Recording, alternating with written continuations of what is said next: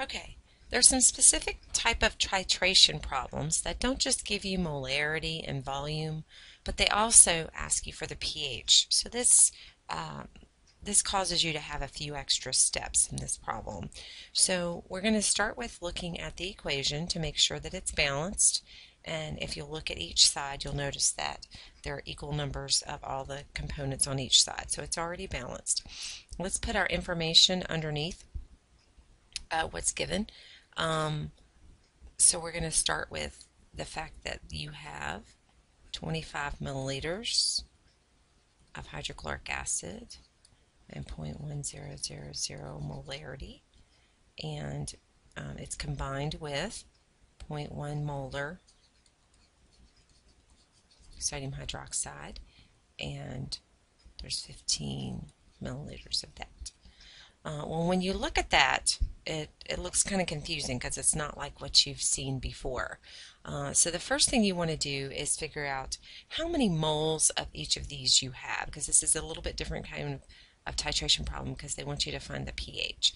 So you can do the calculation here by saying the molarity here per liters of hydrochloric acid times 0.025 liters, and when you do that calculation you get 0.0025 moles of hydrochloric acid. Do the same thing with sodium hydroxide.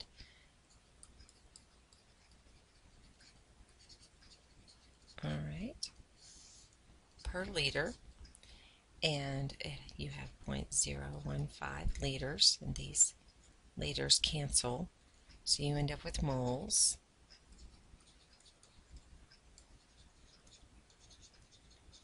Okay, now the reason this is important is because whenever you're doing a titration, you're adding an acid to a base or a base to an acid, or whatever the case may be. What you want to do is for each of the it's going to go to completion when you have these strong acids and strong bases. Notice this arrow is a one-way arrow. There's a little bit that can go backwards, but generally it is forward when you have a strong acid and a strong base. Alright, so you're going to make enough product, enough of this water and salt until you run out of one of these. So basically it's kind of like a limiting reactant titration problem combined. So anyway, so let's look at, once we find the moles of each, we'll have to figure out which one you're going to have left over. So you're going to use a method. Keep these values in mind because I'm going to clear the screen. But you're going to use a method called the ICE method or the RICE method. And what that method does is it allows you to keep track of what you had and what you started. So we're going to use the acronym ICE. And I stands for initial. How much initial moles did you start with? What was the change after you started adding these components together? And then the E stands for excess. So this is kind of an important thing that you'll use in chemistry. So if you go back to our previous calculations, you had initially you had 0.0025 moles of hydrochloric acid, and you had 0.0015 moles of sodium hydroxide. Okay, so that's what you started with, and you got that from multiplying the molarity times the volume in liters. Now, what changed here? Well, when you add hydrochloric acid to sodium hydroxide, you're going to keep driving the equation to the products until you run out of one of them. So you simply look at these numbers. Is 0.0025 or 0.0015 smaller? The smaller one will be used up, that's your limiting, and then you can figure out how much you have of excess. In this case, you clearly see that you have less sodium hydroxide. It helps that there's a 1-to-1 mole ratio here. It gets a little more complicated when you don't have a 1-to-1 mole ratio, but for right now, let's just keep it simple. So I'm going to use up all of the moles of sodium hydroxide to where I don't have any left because it's the smallest amount. Since it's a 1-to-1 mole ratio, I'm also going to use up 0.1 this many moles, because for every mole of this you're going to use 1 mole of that. So this is the change. You've used up that amount. So then that leaves you, if you so take this number minus this number, that leaves you with 0.001 mole of hydrochloric acid left. Okay, that's how much excess you have.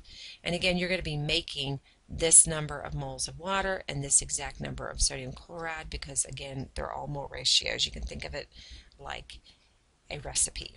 All right, so it asks for pH. Well, you needed to know the molarity in order to get the pH. Okay, so if you look at the pH, you'll see that pH is equal to negative log of the acid concentration, okay, in solution. So if you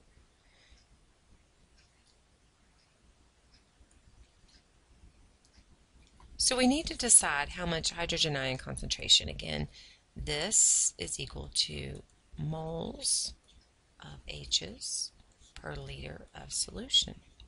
Okay, so how many moles of hydrogens do we have? It's right here. This is how much is left over because the other is used up, so we don't have it anymore. So you have this many moles. How many liters do we have of solution? Well, you had 25 milliliters of one and you had 15 milliliters of the other. So 25 plus 15, it gives you 40. And you want to put it in terms of liters, so it's 0.040 liters. So this is your hydrogen ion concentration, which turns out to be 0.025 molarity. This is a 0. Okay? So now I can take this number, this molarity, and plug it into this formula. So my pH, power of hydrogen ions, is equal to the negative log of 0.025. And when you calculate that and put that in your calculator, you get that the pH is 1.6. Now this makes sense because there's acid left over, and so the pH should be in the acid range between 0 and 7.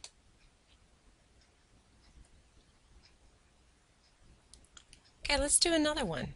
This is a similar problem. You have a volume and molarity of an acid, and you're titrating it with molarity and volume of a base, and you want to find out what the pH after this titration would be. So first we're going to find out how many moles, because we want to use the ice method. Again, this is initial, how much initially you had of hydrochloric acid, how much initially you had of sodium hydroxide. And again, it's in moles. C stands for change, and then E stands for excess, how many you have left over. So let's do some quick calculations over here. If you have 0.1000 moles of HCl per liter of solution, and this is 0.025 liters, you'll get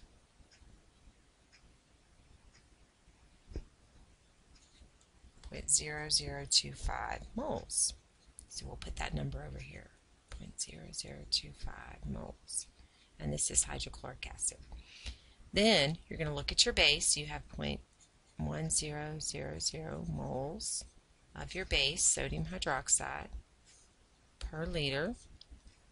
And you have 0.02 liters. Okay. You calculate those out, you get 0.002 moles of your base. 0.002 moles. Okay, now you start asking, if I'm going to use this, for example, in a recipe, just like a limiting reactant, and I have 0.0025 moles of this, 0.0020 moles of this, the mole ratio is 1 to 1, you need 1 mole of each. For the other, whichever one is less is the one you're going to use up first. So we're going to use up all of the sodium hydroxide, and we're going to use up the same number of moles of hydrochloric acid because of the fact that that's how the chemical formula says, or chemical equation. So we'll end up with no base left, and if you subtract these numbers, you end up with this many moles of hydrochloric acid remaining. Okay, now that you have the moles, again you want to find the pH, and the pH is equal to the negative log of the hydronium ion concentration, which is the same thing as the hydrogen ion concentration. Those two are the same, all you've done is add an H plus to a water molecule, and you've attached it, and so then you have either H plus or H3O plus. They're the same. But I need this concentration. Well, this concentration is how many moles per liter. So if you look, you have 0.005 moles. And how many liters did you have? Well, you added 25 milliliters to 20 milliliters. So 25 plus 20, you have 45 milliliters altogether. So that's 0.045 liters. Now I have a molarity. So when you type that calculation out, you will get that the pH is 1.95, which makes sense because this is an acidic solution. You had hydrochloric acid left over, so our pH should have been in the acid range. All right, let's try one more. Again, we have a volume and a molarity of an acid added to a molarity and a volume of a base. This is the titration. We've already balanced this equation. It's balanced as is, and you want to find out the pH. Okay, so the first thing you need to do is remember that we're going to use the ICE method. I is initial, C is change, E is excess, how much is left over. So we need to calculate the number of moles of hydrochloric acid. So we're going to use our data from the problem, 0.100 moles of hydrochloric acid per liter, and you have 0.025 liters there's 1,000 milliliters in a liter. Okay, and so when you calculate that out, you get 0.0025 moles of HCl. So that's our initial moles. That's how much we started with. Okay, it's always in moles over here. And then you go to your base and you say 0.25 moles of, that's molarity, moles of base per liter, and you multiply it by 0.035 liters. These cancel. You end up calculating that you have 0.00875 moles of this. 0.00875 moles. Now, which one of these is smaller? So you want to kind of pretend that these zeros aren't here. You have 120, 120, so you can kind of look at 25 versus 875, or 87.5, excuse me. So 25 and 87, which one's less? In this case, it's your acid. You're going to use up all 0.0025 moles of acid. You'll have none left over, but you'll use the same amount of base. And so when you subtract your base, you get 0.00625 moles of base is left over. Okay, so in this case, the limiting reactant was your hydrochloric acid because you had less moles of that, and so you use that same amount of moles of sodium hydroxide. So now our pH is equal to negative log of the acid concentration. Well, there's a problem here. We don't have the acid concentration. What are we left with? We're left with a base. So we're going to have to use the pOH is equal to the negative log of your hydroxide ion concentration. So in this case, it's negative log of 0.00625 moles. And how many liters did you have? You had 25 and 35 milliliters, which gave you 60 milliliters, which is the same as 0.060 liters. So I can find my hydroxide ion concentration. I'm going to clean up this area so we have a little space to work. When you do that calculation, you get that the pOH is equal to 0.98.